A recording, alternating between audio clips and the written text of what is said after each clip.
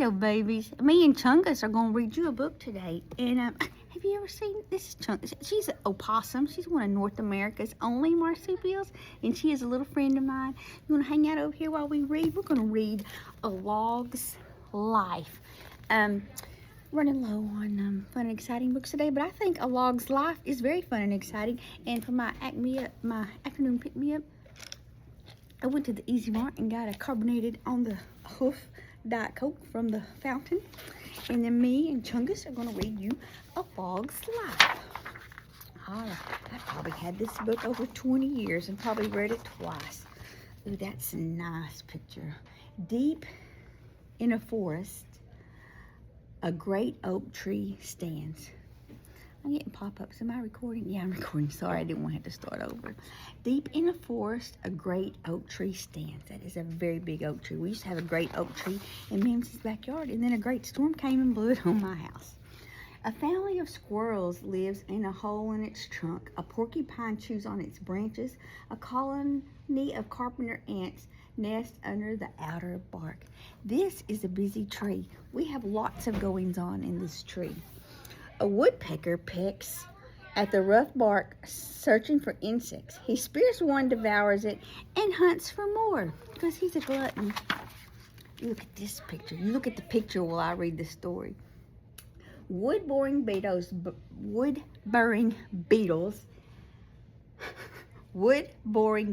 burrow under the bark, chewing wood and leaving tunnels. Water and air seep into the tunnels. Toadstools and other fungi, such as mildew, molds, and mushrooms, sprout in the damp places. You know why mushrooms are science teachers' favorite pizza toppings? Because they're such fungi. All right. Slugs and snails. You want to see the picture. Slugs and snails crawl up the tree trunk into the tunnels and eat the fungi. Did you know Mimzie used to have an aquarium of snails? And somebody once told me that I should feed them chalk because they will eat it and it will help make their shells much stronger. So one day I just dumped a box of colored chalk in the fish tank with all the snails because that's all I had. And did you know the next day we had light blue snail poopy and pink snail poopy and green snail poopy? Good times in the science class. All right, here's this picture.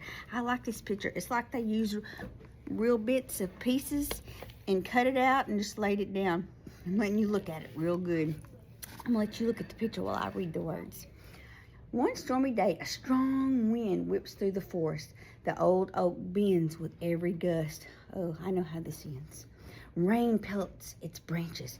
Wind tosses its leaves through the air. Lightning flashes and sizzles down its trunk. A thunderous crack startles the porcupine sleeping nearby. The tall oak begins to topple. Squirrels feel the trembling and scramble out of their hole. One strong gust of blustering wind tears the great oak's roots from the ground. The tree crashes down, shaking the forest floor. Branches break, limbs splinter, leaves scatter. This is bad. Excuse me, ma'am, where you going? They're great at climbing. They can hang on to their mamas as their mamas do all kinds of crazy things. Oh, she said she didn't like it. This was scary for her. She's traumatized.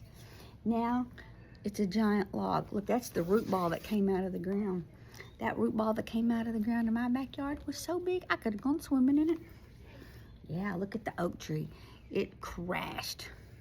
You making this hard for me. She's not making this difficult. She was scared. She didn't like that storm.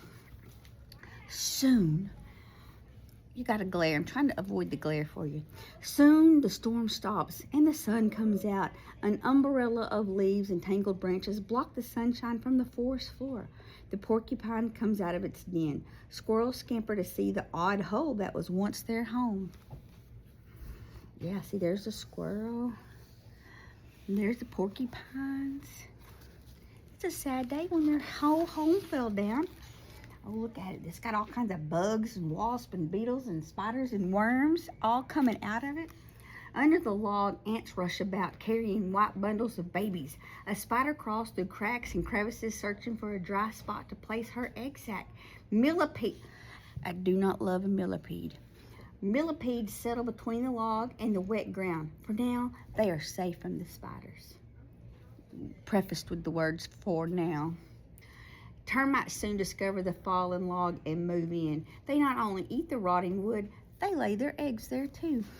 So one man's trash is another termite's treasure. For 3 or 4 years, through hot, cold, wet, and dry seasons, ants, beetles, fungi, slugs, snails, spiders, millipedes, and termites live in the log. That's a great place for them to live, isn't it? One winter, the porcupine's hollow log collapses, and he moves into the oak log too. He said, "Don't mind if I do." What you doing? You just wandering all around. Isn't she precious? She is so precious. Oh, all right, keep reading, Mimzie. In the spring, click beetles snap and click their bodies and flip high in the air before settling in the log. Salamanders, frightened by the noise and sudden movements, dart under the log for safety and stay. That means they moved in. Look at that. Look at the salamander. Oh, yes, Mimzie used to have some fire-belly toad salamanders that lived in an aquarium a long time ago.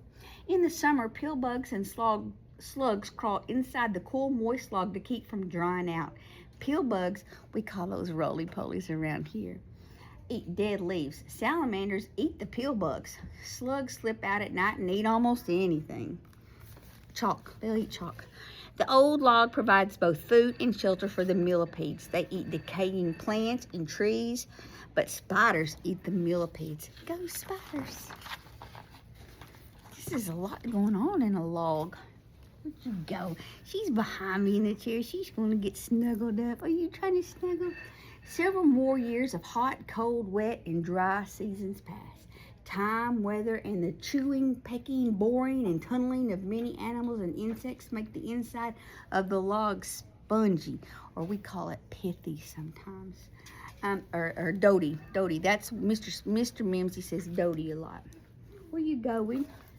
Where you going? The outer bark becomes soft and damp, and gradually it falls to the ground. I can smell this story. Can y'all smell this story? I think a good word for this story is pungent. Wood-boring insects have no wood to bore. They find another log. The woodpecker hunts for other trees to peck. Spiders spin their webs in drier spots, and the porcupine moves to a more solid log. Yeah, the time has come to move on down the road. It's getting so squishier and squishy. Slowly, a lush green blanket of moss carpets the rotting log. Its thick roots break down the wood. Over the next few years, the log crumbles. What is left looks like dirt. It feels like dirt. It smells like dirt. It's dirt. Earthworms move in. They turn the soil over just as a shovel does. They burrow down and break up the soil just as a rake does. In about 10 years, the rotting log has become a mound of rich black earth. It'd be a great place to grow some plants, especially ones that didn't need a lot of sun, just a shade lover. One autumn day, an acorn falls from a nearby oak tree. A squirrel buries it in the rich soil. I know what's going to happen. A seedling oak sprouts and grows until one day in the forest, another great oak tree stands. Squirrels move in, so do carpenter ants, beetles, and woodpeckers.